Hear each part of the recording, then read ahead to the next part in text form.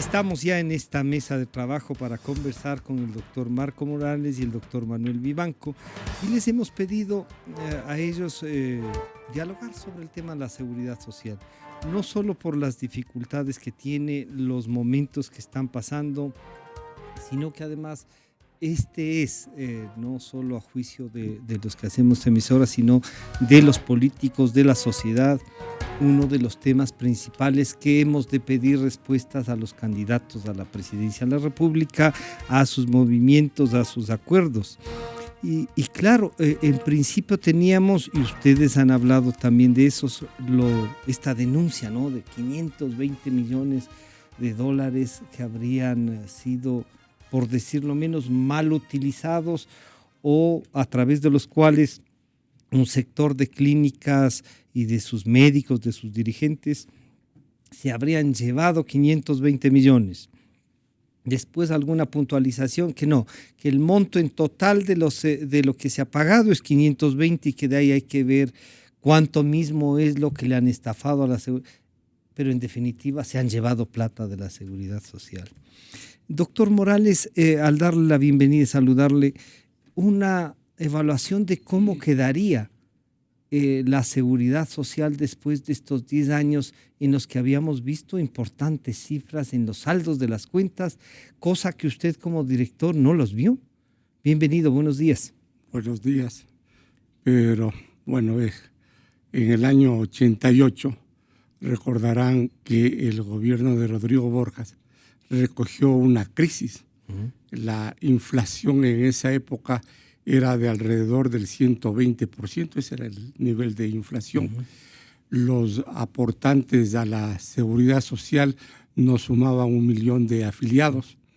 Obviamente el número de pensionistas estaban por los 120,000 pensionistas aproximadamente. No se aportaba sobre todo lo que se ganaba. El seguro social estaba en crisis y el país estaba en crisis, al punto que a los primeros meses hubo que hacer una especie como de préstamo al gobierno venezolano de esa época. La ingente cantidad, ahora hay que ver las cifras, ¿no? 50 millones de dólares, ¿sí? Para pagar sueldos y en el caso de la seguridad social para pagar la 14ª pensión, recuerdo yo. Ya luego la seguridad social se fue recuperando en el tiempo y de alguna manera salimos de ese problema de crisis, así como salió el país de la mano del liderazgo de Rodrigo Borja. Pero bueno, avancemos, pero avancemos solamente hasta el año 2001. Recuerden ustedes que la dolarización le da un impulso, ¿no? Recuerden ustedes que a esa fecha se lanzó una ley, la ley privatizadora de la seguridad social, se hizo una a la luz antes de eso, en el año 96. Se hizo la consulta en el gobierno de Sixto Durán en el año 93, 94. Ya. No, año 95, noviembre del 95 se hizo la consulta. Y entonces resulta que se iba a privatizar la seguridad social, es decir, íbamos a ver afiliados de primera, de segunda, de tercera y de cuarta y de quinta categoría, porque se afiliaba por umbrales y las bases aportábamos sobre todo lo que ganaban, pero quienes más ganaban aportaban menos y se iba a unos fondos complementarios. Las centrales sindicales de modo fundamental y los sectores sociales en esa época le pidieron al Tribunal Constitucional de esa época que se pronuncie sobre la constitucionalidad o inconstitucionalidad de esa norma. Y yo estuve presidiendo en esos momentos el Tribunal Constitucional y declaramos la inconstitucionalidad de la norma y se mandó entonces a que todo mundo aporte a la seguridad social sobre todo lo que gana en dólares. Entonces hay un gran ingreso a la seguridad social en ese momento y hay un gran flujo. Pero ¿qué es lo que pasa en el momento? ¿Sí? Fíjese, usted dice, estamos debiendo 503 millones de dólares a la salud. Eso tiene que ver con la coyuntura, no con la estructura de la seguridad social en materia de salud. Entonces la problemática es ¿cuántos hospitales hay en el país? Yeah. ¿Cuántas camas hospitalarias hay en el país? ¿Cuál es el número de giro cama hospitalaria paciente? Si se me quedan 20 días en una cama por paciente, entonces hay una mala calidad del gasto, hay una ineficiencia, esos son unos problemas. Pero claro, ¿yo cómo voy a mejorar esto? Esto voy a mejorar quitando el dinero de las pensiones. Imagínense, cuando tú seas viejo, tu pensión no te la voy a acreditar porque ahora que eres activo, te estoy dando salud, carísima pues, porque yo estoy quitando del flujo de pensiones. Pero el Estado responde por el 100%. ¿Cómo le va a quitar? ¿O eso es una ilusión? ¿Ha visto, Francisco, usted por si acaso qué está pasando en el ISFA? Si así se da cuenta del tema. Entonces, un papel a mí no me puede responder. A mí me responden de manera material en dónde están las reservas. Si lo que se quiere para pensiones es tener reservas o tener inversiones que le permitan un retorno permanente en el tiempo, como por ejemplo, yo he dado siempre el ejemplo, como lo tiene, en esa parte se maneja bien la seguridad social chilena, ¿sí? Hago carreteras a través de las inversiones que hace la seguridad social y se va haciendo retorno a través de los peajes que se va cobrando y eso permanece en el tiempo. ¿Sí? Se hace inversión para el país, pero futuro, para recuperar también para los viejos, porque todos llegaremos en el devenir de la vida a viejos. Y lo que hay que ver no es cuando somos jóvenes que tenemos capacidad de trabajo, sino cuando ya no tenemos capacidad de trabajo y queremos seguir con una vida digna. Entonces, fíjese el cuestionamiento que estoy haciendo. Hay ineficiencia en el gasto, hay mala calidad del gasto y se están llevando recursos de pensiones a pagar recursos de fondos de solidaridad, a pagar cuestiones de fondos de reparto, que es el tema médico, porque eso es solamente gasto y gasto anualmente. Es decir, ¿qué es lo que yo planteo? Planteo que haya una reconformación de esto, pero ya seguiremos conversando, pero este planteamiento tiene que ver con cuestiones estructurales y no coyunturales. Al saludar al doctor Manuel Vivanco le diría, este diagnóstico y un poco así con histórico y todo eso, nos lleva a pensar que cuando usted estaba en el Consejo del Seguro Social, tiene que haber, y usted estaba ya cuando, digamos, había saldos, no eran rojos, sino que tenían recursos, pero doctor Vivanco, muchos de esos recursos y esta mezcla de los fondos y que ya no había, que se utiliza de uno al otro, que se pasan del uno al otro, que no se define la deuda.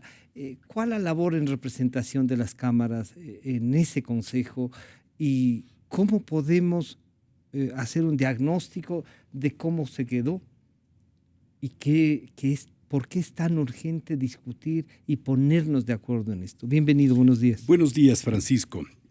Un gusto compartir este panel con Marco.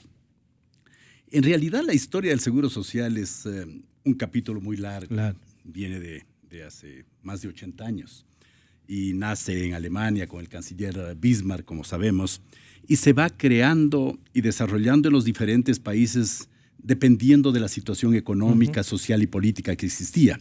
Y el Ecuador tomó un camino que en los últimos 10 años o casi 10 años, yo diría, al contrario que haberlo fortalecido, mejorado, bien estructurado, lo ha dañado. Para mí hay un gran daño a la estructura de la seguridad social.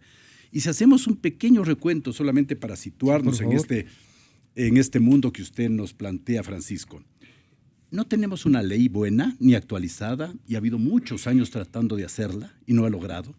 No se ha expedido un reglamento general a esa ley, incluso justificando el no pago de la salud de que no había reglamento. Y allí hay una cifra que sobrepasa los 1.800 millones que podría llegar hasta 2.500, que de un tajo se la quitó porque no había reglamento. ¿Y quiénes son los encargados de emitir ese reglamento? El propio presidente de la República. Pero usted siga con otros temas.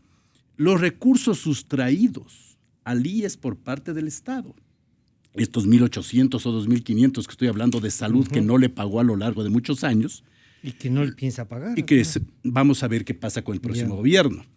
Luego tiene los 1.200 millones por año aproximadamente, que significa el 40%. Eso es como haberle quitado 20 hospitales al Seguro Social. Hay que ordenar el pago, así como acaba en el mercado internacional de colocarse 1.000 millones de dólares a 5 años plazo, con una tasa de rendimiento del 10.75%. El seguro tiene que reordenar sus inversiones con el Estado a tasas más o menos similares y a plazos, porque ese es el costo del dinero en el mercado. En cambio, el seguro tiene colocado en el Estado a tasas promedio del 7%, o sea, 4.75 menos, ¿no? Lo que significaría que en los 8.000 millones que le tiene prestado, y hay una diferencia que luego la podemos conversar, Francisco, porque unos dicen 8.000 y otros dicen 11.000. El mismo gobierno, ¿no? La ministra dice una cifra y el otro ministro dice otra cifra. Pero solamente tomemos la cifra básica, de los 8.000 multiplicados por 4.7, usted tiene 380 millones de dólares anuales, que significarían, nuevamente, para ligarlo con hospitales, 30, 40, 50 hospitales grandes en el Ecuador, solamente por esa diferencia de interés. Y si usted sigue con el tema de la deuda que tiene, y la pregunta es, ¿cuándo el Estado le va a pagar? Claro. ¿Qué pasó allí, Francisco? Cuando el Consejo Directivo del Seguro Social, como el que vimos Marco, yo y otros presidentes, aquí estuvimos en una mesa con varios expresidentes, se gobernaba de forma tripartita y paritaria. Yo estuve en algunas reuniones que estuvo el presidente Correa y yo le decía que se siente en la cabecera de la mesa, porque es presidente de la República. Y él decía que no, que a un ladito. Pero luego se sentó en la mesa y cayó a todos. Entonces ese concepto de haber... O sea, que el consejo de la mesa es suyo. Exacto, él creyó después que el consejo era él. Y hay una creencia generalizada que es una mentira. Que el presidente... ser cortés es entregar. Y por un lado, Francisco, y por otro lado, de que creen de que el presidente o representante del director es el que manda, y no es así. Esto es tripartito y paritario entre trabajadores, empleadores y gobierno. Pero solamente para terminar, usted vea, no tiene estudios actuariales.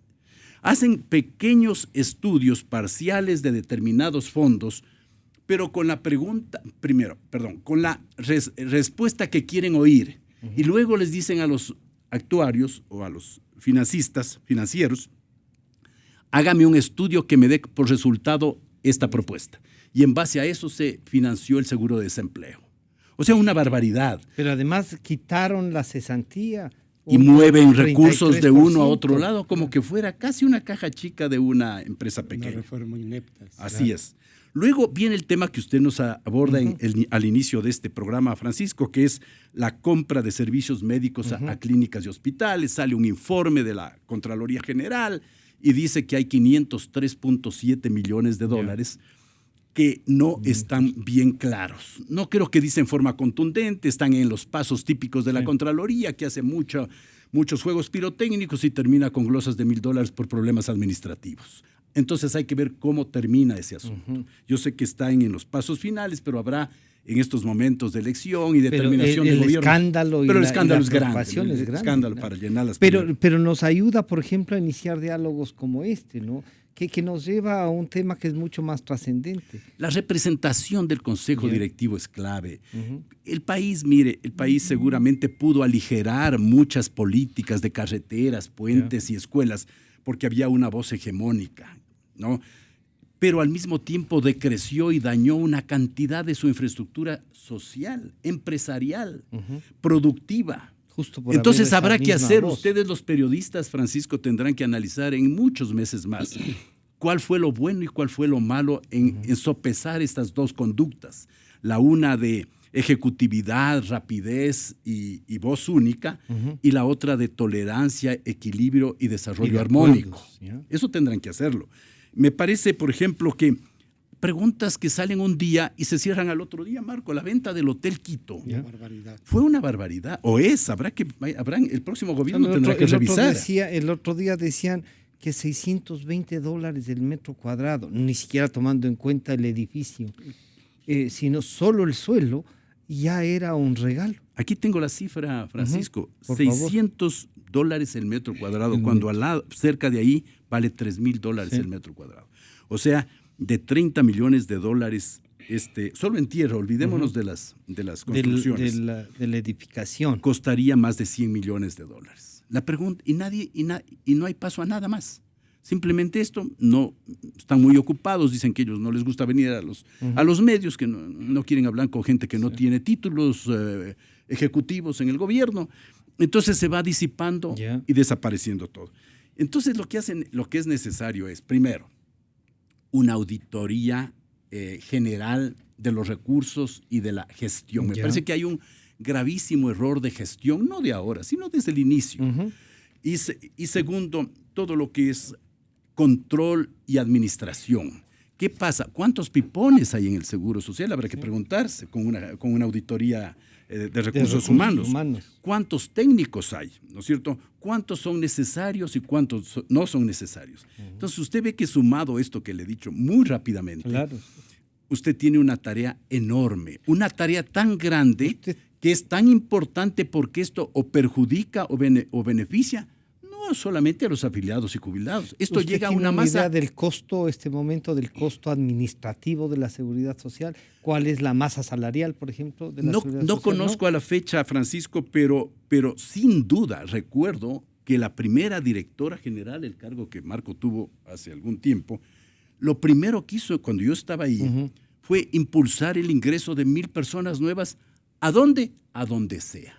Era parte de la No era de la conquista. Médicos, era parte del triunfo. Del triunfo hay que colocar 1,000. Y claro, con la estructura tomada desde la presidencia y la fuerza del gobierno, empezaron a entrar tantos como... No había silla para tanto trabajador. No había consultorio para tanta gente. No había mesa para tanta gente. Entonces allí usted se puede dar cuenta que seguramente hasta la fecha tenemos un exceso en todo lado. Doctor Morales, esto que acaba de decirnos del doctor Vivanco, lo de tripartito, que muchos han dicho que en Europa de la posguerra, que después en toda América, y que el Ecuador lo había tomado bien, era como un síntoma de que la seguridad social no era de nadie, pero era de todos. Y ahí se resolvían las cosas respetando, conversando. Usted diría que hay que cambiar porque ya hay voces que dicen esto es solo de los trabajadores y la representación de los trabajadores y ellos decidirán. Y claro, y después decimos, oigan, ¿y quién nos está representando este rato a los que estamos afiliados? No le conozco, no le he visto, no me han preguntado, no he votado por él. ¿Cómo usted plantea esta primera estructura, diría yo, de la seguridad social? Yo creo que ya si vamos a hablar de temas de estructura, la primera cosa, si vamos a hablar de temas de estructura, y después volvemos a necesitamos estudios actuariales serios, objetivos, no estudios actuariales a la carta. Los últimos estudios actuariales a la carta fueron para el seguro de desempleo. Y yo en esta misma mesa dije, eso va a ser un fracaso, porque los ecuatorianos no somos vagos. Cuando nos quedamos sin trabajo, buscamos pronto en dónde ir a trabajar. Y si no tenemos cómo trabajar en el Ecuador, nos vamos al exterior y seguimos trabajando y enviando recursos. Fíjese que en esa época señalé de modo muy claro que lo que se está tomando de cesantía iba a haber de sobra, y preguntaba, y ahora sigo cuestionando, ese dinero que está quedando como remanente, porque no todo se ha entregado para los cesantes, porque no hay muchos que han hecho uso de este seguro de desempleo, ¿a dónde va a ir a parar? Pues entonces, según yo, tiene que regresar al fondo de cesantía para que siga acrecentando la cesantía de los afiliados el rato que se jubilen o dejen de trabajar de modo permanente. Pero en los temas de estructura, estudios actuariales serios. A mí no me gusta decir lo que voy a decir, con el dolor del alma lo voy a decir. Tiene que haber supervisión o auditoría exterior, auditoría internacional, Por Así lo de menos, inseguros estamos. por lo diría. menos de la OIT. Yo me Ya. acuerdo que cuando fui director general del IES, una de las cosas que yo recriminé a los anteriores directores es que habían contratado una serie de estudios a expertos internacionales, cuando en la misma seguridad teníamos excelentes expertos nacionales para todo, y entonces pudimos avanzar. Pero es esta sensación de inseguridad, ¿no es cierto?, la que me lleva a decir, oiga, estudios actuariales con auditoría o supervisión, por lo menos de la OIT. Ahora sí hablemos de la ley. Dice la Constitución que el seguro social la seguridad social no se va a privatizar. Me parece muy bien. Y ese fue un clamor de muchos años, y en las luchas de muchos. Claro, y en la famosa consulta del año 95 así salió, que no hay que privatizar. Ojo, Manuel y Francisco, tampoco hay que estatizar. Claro, ¿hacia dónde es que camina la seguridad social con todo lo que se ha hecho? Hacia la estatización de los seguros sociales. Ahora bien, ¿cuál es la naturaleza del seguro social? La seguridad social se la va construyendo entre los trabajadores y los patronos, así se llamaban, entre trabajadores y empleadores. ¿Para qué? Para cubrir determinados riesgos. Oigan, mi trabajador se me puede enfermar y esa máquina de trabajo que es el cuerpo humano va a dejar, y entonces yo, patrono, voy a aportar el 3.41% para la salud de mi trabajador. Y usted de seguridad social me garantizan que mi trabajador siempre esté apto para seguir trabajando. Y cuando vino el tema de puedo quedarme sin trabajo, la cesantía como fondo de capitalización, o cuando vino el tema de la jubilación, o cuando yo puedo en el trabajo correr un riesgo, una enfermedad catastrófica, entonces el seguro para cubrir esos riesgos. ¿Sí? Pero ¿son impuestos los que me están poniendo a mí? No, son aportes. Y los en aportes esa época había esa concepción de ¿por qué le voy a dar al seguro si ni siquiera uso? Nunca he usado, decían algunos. Hasta ahora puede decir mucha gente. Yo uso muy poco el seguro social. Yo dando gracias a Dios no he tenido la necesidad de ir. Muy poco, ojo, pero el seguro social ya me paga pensión. ¿Sí? Entonces tengo una pensión. Es decir, puede ser que en la salud no le haga uso a la seguridad social, pero estoy atrás de la pensión y me dio una cesantía interesante. Y claro, el riesgo de que cuando yo... Claro, pero lógico. Pero el riesgo de que cuando yo fallezca, tenga hijos y tenga una prole muy temprana, también quedan cubiertos con el Montepía del padre. Pero a lo que quiero ir, Francisco, es el aporte es dinero que le sale del bolsillo del trabajador y del empleador. Y una cosita... De este acuerdo y una cosita, ¿no? Y entonces para financiar las pensiones, Peter Tullen en el tiempo 1946-47 dijo, miren, para lograr financiar bien las pensiones necesitan un subsidio pues por parte del Estado, necesitan el 40% de subsidio del Estado. A nadie se le ocurrió que el Estado en un momento determinado deje de pagar pues ese 40%. Ese 40% es necesario para a futuro, no ahora, no en el papel. Para ir haciendo en el la fondo verdad, consolidando. Para ir haciendo una reserva sólida que puede servir para el desarrollo del país. Pero díganme, la reserva esa, ¿en dónde está? ¿De dónde va a venir? ¿La central hidroeléctrica de Coca-Cola le pertenece a la Seguridad Social? ¿Sí? La carretera panamericana le pertenece a la Seguridad Social y el retorno de ese peaje, el retorno de ese peaje es para pagar pensiones, ¿sí? ¿O acaso nos van a decir es que hay que desinvertir además todo lo que tienen, como le hicieron a otra institución de la Seguridad Social? Pero bien, entonces ahí viene lo tripartito y paritario. Claro. ¿Por qué es tripartito? Pues porque el Estado contribuía con el 40%. Si no, no tenía objeto de que esté. Y entonces ahí viene Estado, empleadores y trabajadores.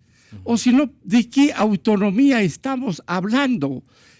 ¿Qué son las entidades autónomas? Las entidades autónomas son los que tienen en sus instancias, en sus estadios directivos, a sus representantes. Por ejemplo, en los cantones, ¿qué elegimos? Consejo municipal.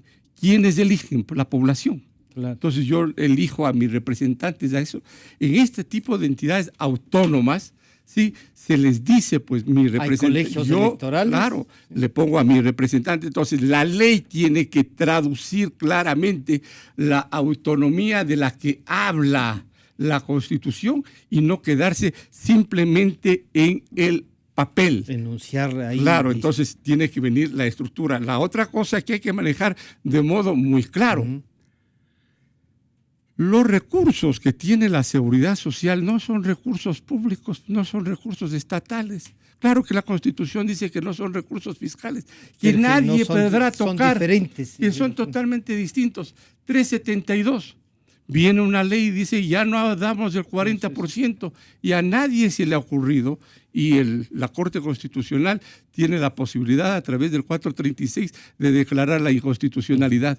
Esa ley raya en la inconstitucionalidad de cara al 372 de la Constitución. ¿A usted cree que se motivarán por eso? Yo quisiera que le escuche al señor presidente de la República que el 28 de marzo del 2015 el jefe de Estado se refirió hacia la deuda del IES.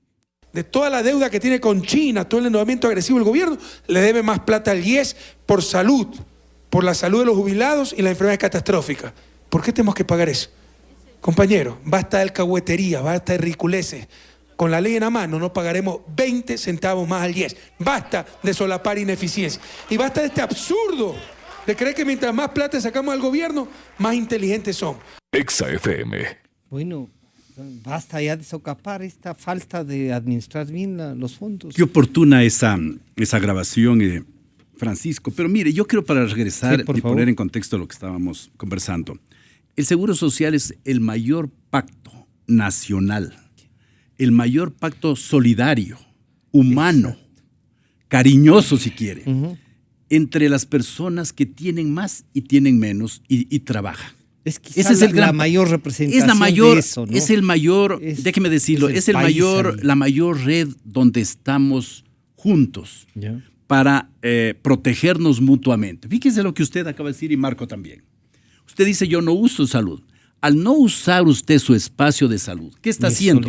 Está dejando espacio para que gente que necesita más tenga un mayor lugar en las clínicas y hospitales que el seguro cubre, ¿no? Y Marco dice, yo tengo una buena pensión, ¿no? Lo cual lo deja tranquilo o relativamente tranquilo porque está ganando y ganará durante toda su vida esa pensión. Esa es la realidad. Esa es la realidad. Este gran pacto social en el que estamos más de 8 millones, directamente, ¿no? Más de 8 millones de ecuatorianos, entre afiliados, jubilados, beneficiarios, menores de edad, porque cuando una persona recibe una pensión, no solamente pues recibe ella, sino recibe su mujer, ya no molesta a los hijos y tampoco a los nietos, ¿no? Entonces hay un bienestar. Hay un bienestar conjunto ahí. Una visión, digamos, un futuro de vida con respaldo del trabajo. Exactamente. Yo diría que, por lo tanto, ¿cómo no los candidatos a presidentes de la República no van a topar este tema con profundidad y con enorme preocupación? Y las fórmulas no son difíciles. Es lo que se ha dicho siempre. Hay que tener estudios actuariales, no hay que tener una excesiva burocracia, hay que abrir, yo diría, el espacio de esta red de prestaciones privadas de hospitales y clínicas. Eso no es malo. No es una forma de privatizar. Vea, a Francisco, lo que el doctor Morales nos ya no decía, hay como privatizaron la salud para algunos. Vea, ya, yo creo que a estas alturas de la vida ya no tiene sentido eso. No tiene el mayor sentido. Hoy el Ecuador tiene un registro de hospitales públicos o privados o de quien sea. Tiene médicos que no son ni suyos ni míos, son de todos. Potencialmente los médicos son de todos. Enfermeras y capacidad de producción de medicinas. La pregunta es, ¿por qué no crear todos una red? Entonces, si yo necesito que me opere la clínica Alcíbar o Metropolitana, me voy allá, pues, y punto, y me cubre el seguro. Pero cuando alguien de una aseguradora privada como Salud o cualquiera otra tiene que ir a hacerse un examen especial en equipo de los costosísimos que hay que tiene el seguro. Y que no tienen ellos. Que no tiene, le manda autorizan. y le cobra. Y luego se hace algo como nosotros todos recordamos, la Cámara de Compensación de los bancos se compensan facturas de salud y de servicios médicos. Pero ahí es donde se han compensado demasiado. Entonces, 503 fíjese, millones. no, esto es más grave, mucho todavía. más grave, Francisco. El Estado, con esa declaración del presidente, borró de un tajo al menos 1.800 millones de dólares, que era la salud, los servicios de salud que el Seguro Social había vendido por varios años al Estado para que el Estado y que no le había cancelado. entregue a los jubilados y que no lo ha cancelado. Yo estuve a punto de firmar un convenio con el ex ministro de Finanzas, que era él mismo, y ya se iba a pagar esta cantidad. Estuvimos con Centro de Mediación de Arbitraje. Correa, que en ese entonces era ministro, estaba de ¿sí? acuerdo. Mandó al subsecretario Patiño, estuvimos en las reuniones y se iba a firmar estos convenios. Pero luego ya en el Estado ellos son otros personajes, ya no miran al seguro, ya miran las obras que tienen y las obras que tienen que hacer para producir pues la revolución ciudadana, si no, no sé. Fíjese que en materia de inversiones y de fondos, yo en el 2003 entré al Consejo Directivo en representación de los empleadores, de las cámaras, y había un fondo de inversión que no sobrepasaba los 300 millones de dólares. Y quedó en el 2007 para el presidente Correa más de 4.500 millones de dólares. Entonces, ¿qué se estaba haciendo, Marco? Los dólares, la dolarización, prácticamente eliminó la inversión que el seguro tenía. ¿Por qué? Porque eran cifras inexistentes en sucres, todo multiplicado para 25,000. Se anuló. Se esfumaba. Se licuó, desapareció. Entonces había que formar un capital. ¿Y cómo usted forma un capital en su casa, en su empresa? Ahorrando, pues. Claro. No hay manera de hacer 20 hospitales al mismo tiempo que usted ahorra cientos de millones. Claro. Había que tener una línea definida, un programa. Yeah. Entonces decir, a ver, con hospitales no vamos muy rápido porque eso cuesta plata. Vamos arreglando los hospitales que tenemos, comprando unos equipos básicos, pero lo fundamental es crear ese fondo de inversión. ¿Para qué? Pero para ponerlo y colocarlo, invertirlo en el Estado está bien, pues el Estado es una estructura financiera a la cual hay que prestarle una cantidad. Además, el ahorro nacional. El ahorro nacional va bien para el país. Pero en proyectos calificados. Exacto. No, lo que dice Marco, por ejemplo, es interesante. Las hidroeléctricas eran un proyecto. Yo incluso para presenté, ¿no? Francisco, una idea donde no es que uno tenga Coca-Cola Sinclair o el Pozo Sacha o tanta cosa, porque es más complicado allí. Pero usted sí puede hacer una bolsa que se llama en mercado de valores. Y el Seguro Social tiene el 20, 25, 30, 35% de acciones de todas las empresas del Estado. O sea, si le va bien en petróleo, perfecto, pero si le va mal en las carreteras, se puede compensar. Y usted entonces y va manteniendo el capital. Exactamente. Y teniendo ingresos para pagar. Y fíjese, a cambio de eso, ¿qué tenemos? A cambio de eso tenemos 8,000 millones o más de papeles. ¿Sí? Que si usted lo saca al mercado nacional, nadie le compra nada. No. Y se lo saca al mercado internacional. Es una ficción. Tal vez como los 1,000 millones. Sí? Bueno, siempre usted sabe, los mercados financieros internacionales apuestan a pequeños riesgos y a grandes riesgos. Por eso es que se logró los 1,000 millones. Claro, es un riesgo. Si van a Colombia, Perú o Chile, ellos saben que no hay un mayor riesgo, lo colocan a 10 años plazo, cobran solamente el 3 o 4%. Y hay inversionistas que les gusta ese mercado. Claro. Pero hay otros inversionistas más riesgosos que dicen, yo puedo prestarlo a 5 años al Ecuador, que tiene un alto riesgo, es el segundo riesgo más grande de América Latina después de Venezuela, porque me va a rendir estos 10, y si es que ya tantos años me pagan, yo ya estoy contento. Y el Ecuador a la larga sí paga sus deudas, salvo que entre en este tipo de trampas internacionales como lo que ocurrió en el año 2008, con la recompra y lo que y los videos y lo que produjo, que en su momento fue una cosa casi de somos vivísimos, claro, somos la viveza muy ingeniosos es la palabra. pero que a la larga hemos pagado con el costo del nuevo dinero que llega al Ecuador. Habrá que hacer también en ese campo, Francisco, pero que además una evaluación. Se compró unos papeles que en el mercado estaban al 27 y se compraron al 35. Y siempre hay alguien que dice, alguien se ganó ese porcentaje. Claro, ese es el mundo del mercado bursátil, del mercado de valores, pero lo que yo digo es, ¿cómo se puede engañar internacionalmente? ¿No? Para que después al país le cueste. Al país, para que después diga, ok, si ellos hace 8 años nos hicieron una jugada financiera donde aprovecharon y a la vuelta de la esquina vienen a pedir nuevamente plata. Pero les dan. Pero les dan, así funcionan los mercados financieros, pero ya no les dan al mismo precio. Pues es como ocurre cuando no se paga en la tienda rápido o dejó de pagarse, a la final le dan, pero ya le dan con otras condiciones. Eso le pasó al Ecuador y eso el Seguro Social tiene que tenerlo bien estudiado para ver cómo negocia con el Estado esta gran deuda interna, como acaba de decir el presidente en esa grabación, que tiene a favor del Seguro Social. Pero dice que eso es socapar. Doctor Morales, socapar sería, ¿por qué no hacer una evaluación entonces muy real? Y ahí le planteo, se necesita entonces de lo que ha dicho el doctor Vivanco, una nueva ley. Esa nueva ley en algunas partes ya están discutiéndose, pero ¿está quebrada la seguridad social según su criterio, según los datos que usted tiene? ¿Cómo enfrentarla entonces? Porque además ustedes se han ampliado y la gente agradece, se han ampliado la salud para los hijos del afiliado, cosa que nadie ha pagado, por ejemplo, eso. Sobre eso no se aporta, sobre eso no se paga, pero se les da el servicio y la gente aplaude. Las amas de casa pueden jubilarse, no importa si a los 80 años, pero pagando $1, una serie de regalos como Papá Noel de la Seguridad Social, sin tomar en cuenta que eso no es pues un barril sin fondo, diría, ¿no? ¿Está quebrado esto?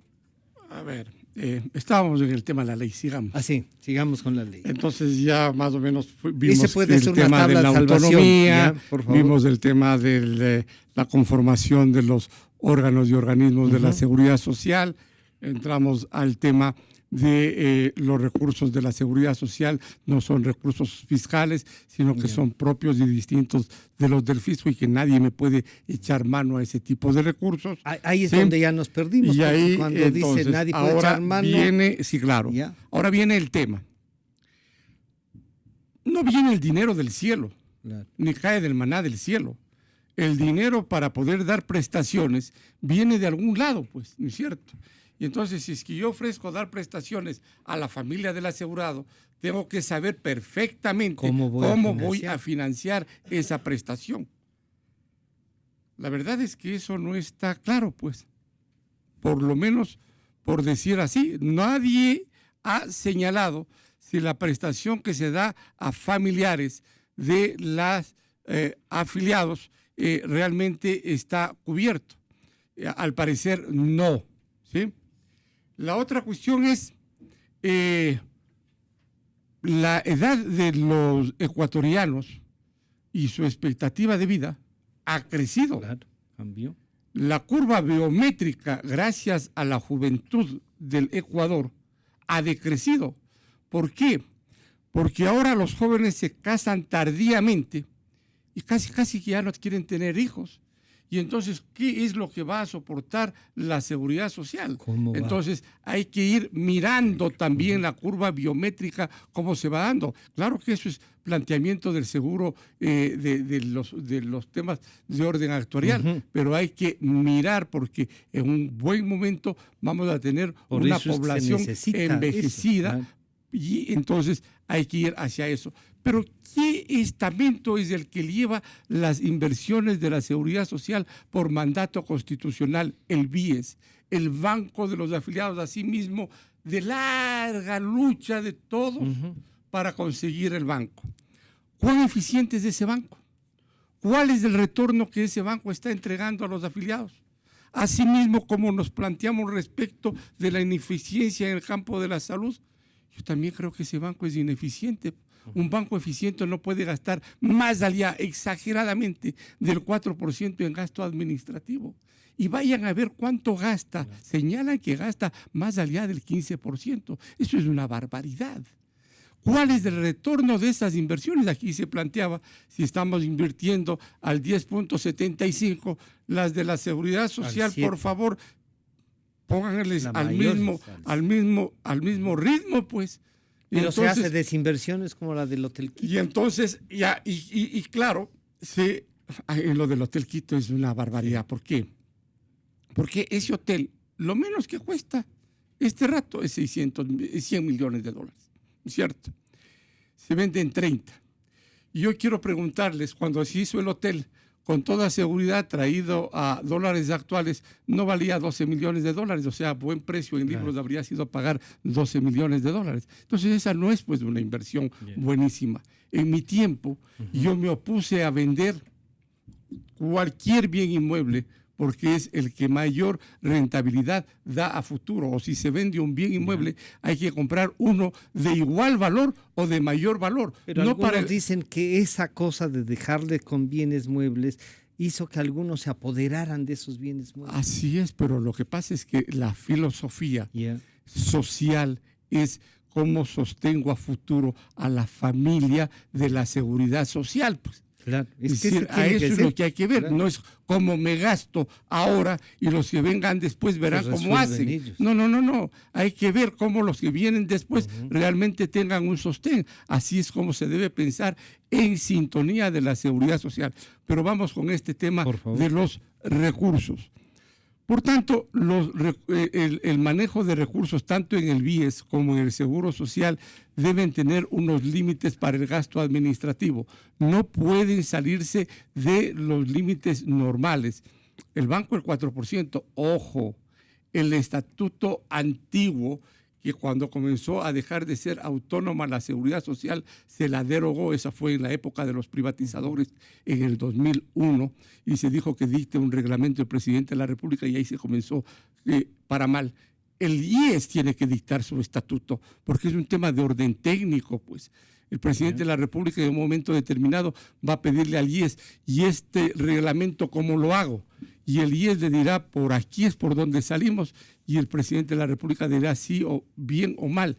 Pero al IES hay que retornarle la capacidad normativa. Autonómicos significa potestad de dictar entonces, una evaluación general.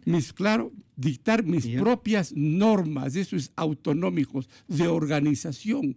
Si yo soy entidad autónoma, tengo que dictar mi propio estatuto. Y en el año 2001 le hicimos perder esa potestad que tenía la seguridad social. Entonces hay que ir viendo y hay que ir dibujándole a la ley. ¿Hacia dónde queremos ir? En el tema de salud, la Constitución es clarísima. Hay que hacer la Red Nacional de Salud, pero no a costa de la seguridad social, pues. Es decir, antes... Respetando la autonomía. Claro, hay que respetar la autonomía. Es decir, si me mandan enfermos de afuera, por favor, paguen al tarifario nacional, pues, ¿no es cierto? Si es que yo mando enfermos de mis hospitales a hospitales de otro lugar, pagaremos al tarifario que es, y habrá auditorías y supervisorías médicas que digan qué es, haciendo qué, regulando dentro de la ley, que anualmente, que semestralmente se harán los tarifarios. Los tarifarios que corresponden. Es bueno oírle al Manuel, ahora sí ya no hay ningún problema sobre este tema. Pero yo recuerdo que cuando yo director y cuando presidente del Tribunal Constitucional, había muchas fuerzas que se oponían a esto. Íbamos a la privatización por la privatización. Eso era lo que se decía en esas épocas, ¿no es cierto? Ahora vamos a la defensa de la seguridad social, que bien. Entonces, vamos a unir esfuerzos para defender a la seguridad social, que bien en esa línea estaremos. Y yo creo, participamos ahí. Yo creo que en los programas de gobierno de los candidatos a la presidencia de la República e incluso del gobierno actual, tiene que venir muy claramente señalado qué se va a hacer respecto de la seguridad social, qué se va a hacer de la deuda a la seguridad social y qué se va a hacer respecto del 40%, esa es la parte más importante, el 40% que le quitaron a la seguridad social y que sirve para la sostenibilidad del seguro de pensiones. El seguro está quebrado. La empresa Vitirón, el año 2015, dijo muy claramente que así como vamos, el seguro va a una pronta quiebra. Y entonces, en ese sentido, es posible que sí. Doctor Vivanco, entonces, ¿qué es posible que sí? Francisco, solamente por favor, sí. Para contestar solamente este punto que mencioné. Yo siempre fui tremendamente solidario con los trabajadores. Con quien siempre tuve problemas fue con el Estado, con el Ejecutivo. Tanto es que, y eso los que están en el seguro saben, de los cerca de 5 años que estuve allí, el 100% de las decisiones las tomé. ¿Con los trabajadores? Con los trabajadores. Porque lo que acaba de decir Marco, los trabajadores son los dueños de la plata y los jubilados son los dueños de ese ahorro.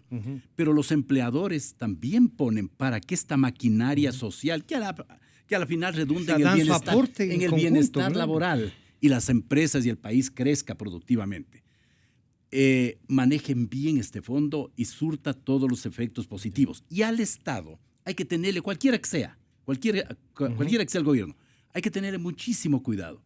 Porque como ven allí un fondo grande de recursos y las necesidades de obras y fiscales siempre son complicadas, es más fácil pedirle al jefe, o mejor dicho, al empleado del seguro que le transfiera tantos millones de dólares en bonos y no tener que ir a hacer la lucha en los mercados internacionales para conseguir recursos. Entonces, de quién hay que cuidarse es de los gobiernos. Y lo que está ocurriendo es una cosa patética, Francisco. Vea, el Consejo Directivo del IES, que es supuestamente por constitución y por ley tripartito y paritario, y administrativamente lo preside el delegado del presidente de la República, y que para ojos de la comunidad creen que él es el que manda, y que no es así, porque es un consejo tripartito y paritario. Pero como están dadas las que mandan. nos han demostrado que en términos reales ellos sí porque han tomado las decisiones. Porque no hay democracia, no hay respeto, porque no hay pesos y contrapesos tanto del Estado en general como de las diferentes organizaciones e instituciones, y han irrespetado, y ahí está el resultado. Pero le decía, ¿cómo puede? Imagínese esta pregunta. ¿Cómo puede el mayor deudor de un banco ser el presidente del banco que mande todo? Imagínese. Trasládele ese problema a la banca privada. Esos serían créditos vinculados. Claro, y estuviera preso ese señor. Claro. No es mala idea. Imagínese cómo un presidente del banco transfiere la mitad de la cartera de portafolio de inversiones y preside, y sigue presidiendo con la mayor tranquilidad. ¿No es cierto? Entonces digo, allí debe haber, está bien que esté representado, porque no hay como ser extremos. En este mundo de las moderno y de la realidad, siempre debe ser una el Estado somos nosotros también, todos somos Estado, todos deberíamos ser gobierno, no lo somos. Es un modelo el tripartito, el que es interesante. Porque ahí estamos que no todos. lo hemos aprovechado, diría yo. Y fíjese, Francisco, el que debería presidir ese consejo directivo, yo creo, siguiendo y trabajando incluso representando a las cámaras todavía, desde la Cámara de Comercio, en la vicepresidencia. Usted es el vicepresidente de la Cámara, es. ¿sí? Creo que la presidencia la deben tener los trabajadores. Creo que la presidencia del consejo directivo la deben tener los trabajadores. Que esté allí el representante de los empleadores y que el gobierno esté allí para mirar, estudiar, pero que el presidente del consejo directivo, representante de los trabajadores y de los jubilados, tenga voto dirimente, con el objeto de impedir justamente lo que se ha dado en estos años, que se convierta en un botín el seguro del gobierno, del Estado. A mí me parece que hay candados, hay fórmulas, hay estrategias para evitar lo malo e impulsar cosas buenas. Por ejemplo, lo que le decía hace un momento, a mí me parece que crear un portafolio de inversiones, donde el seguro además social... ayuda al desarrollo del país. Exacto. Mire, ¿por qué puede ser malo? El presidente todo lo satanizaba. Porque claro, él quería llevar todo al extremo para que fruto de ese dolor, resentimiento, pobreza, la gente se vote contra el pensamiento neoliberal y la larga noche. Eso es nada más que un poema negativo que ha dañado la mente de la gente. Pero ¿usted cómo puede pensar que es malo? Si es que una empresa exitosa, de las tantas que hay en el Ecuador, muchísimas exitosas, no solamente a nivel nacional, sino internacional, tanto es que colocan sus productos en el exterior y de eso está viviendo el Ecuador. El Ecuador está viviendo con los dólares de las exportaciones. Pero si no, estaríamos parados, ¿no? ¿Cómo no puede ser importante que el Seguro Social coloque a través de la Bolsa de Valores bien fortalecida, como con los registros indispensables, con todo lo que sea necesario, como ocurre en otras partes del mundo desarrollado, que tenga un porcentaje, 10, 15, 20% de su portafolio en empresas que se nos pueden ocurrir y que consumimos nosotros todos los días, porque ellos dan un rendimiento, Francisco, del 30, 35, 40%, mientras que acá se considera que es una maravilla que el Estado le pague 7%, sin saber que sí se le va a poder pagar o no la deuda, el capital al final. Sin saber que va a poder cobrar. Que va a poder cobrar. Entonces creo que hay que romper estos paradigmas, estos absurdos que nos han creado durante estos años y empezar a mirar las cosas de manera diferente. En los servicios, yo decía hace un rato, qué bueno que todas las clínicas privadas, pequeñas, medianas y grandes, se entrelacen en esta red de servicios donde todos podamos estar, porque mañana podemos tener una necesidad de un quiste que nos salió aquí, que en la clínica chiquita de la esquina nos pueden solucionar. ¿Para qué ir al Hospital Bacortizo o a Andrade Marín cuando allí está para otras cosas? Entonces, el momento en que se abra esta red y todos a través de estas facturas de compensación, transferencia, hoy la computación, el internet, las mecánicas tecnológicas permiten esto de una forma, pero es realmente formidable. Estamos terminando, pero yo sí les voy a comprometer porque creo que este es un tema que hay que tratarlo, sobre todo para hacer una evaluación de estos 10 años, para provocar la creación de esa nueva ley. Doctor solamente Manuel, 30 segundos. Solo para decir algo. Miren, no todo lo que se ha hecho en seguridad social durante esta estancia de este gobierno ha sido malo. ¿Sí? Ha habido buenas cosas. Algunas de las buenas cosas, con esas yo no estoy de acuerdo. Por ejemplo, haber aumentado el número de afiliados, buenísimo. Sin el suficiente financiamiento, malísimo. ¿Sí? Entonces, malísimo. Yo estoy, no, es bueno por los que están recibiendo esa prestación, pero es malo a largo tiempo. Pero es generoso con plata ajena. Claro, entonces, yo he dicho que bien, estoy cobrando yo una buena pensión para la región. Y yo quisiera llegar a cobrar son pensiones altísimas, $2,000. Algún día yo al mismo economista González le decía, esas pensiones son muy altas, por favor hay que tratar de estrechar y poner pensiones que estén acorde con la realidad económica nacional, es decir, cuidado que tomen la palabra. O sea, que usted es nuestro general. Sí deben tomar un poco la palabra respecto de eso y tratar de que los techos ahí se queden un poco como estancados y las bases puedan subir. Es decir, hay cosas importantes. Haber subido de 1 millón de afiliados a 4.500.000 afiliados, haber subido de 200.000 pensionistas a 400.000 pensionistas es bueno, pero dar una cobertura a 8 millones de gentes, ya eso no posibilita una seguridad social viable. El haber aumentado los afiliados significa que también se ampliaron plazas de trabajo, que hay ahí una cosa que no solo es del Estado. Es decir, yo lo que creo es que el trabajo informal empezó a regularizarse. Yo quiero agradecer la presencia y el diálogo que hemos tenido con el doctor Marco Morales y el doctor Manuel Vivanco, a quienes les comprometemos, porque este es un tema que hay que irlo desbrozando para tratar. Este momento vamos a pasar a una rectificación o una